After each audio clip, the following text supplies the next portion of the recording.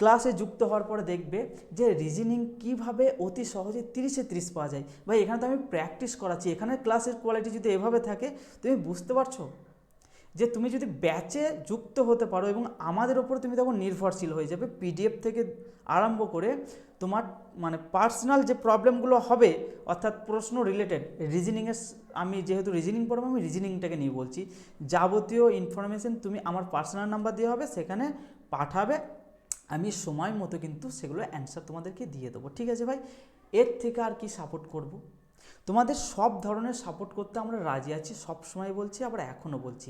তাই বলছি ভাই, যারা ভাবছো যে নতুন করে সব কিছু একদম শুরু করতে চাইছো তারা কিন্তু এই ব্যাচে যুক্ত হতে পারো। 99 রুপিসটা খুব একটা পরিমাণ নয় কিন্তু টাকার ধার দিয়ে, ঠিক আছে? যেখানে কিন্তু 1000-1500 টাকা এক একটা ব্যাচ লঞ্চ হয়, সেখানে কিন্তু আমরা 99 রুপিসে নিয়ে আসছি। বুঝতে পারছো কত টাকা কোন ধার দিয়ে চলে যায়?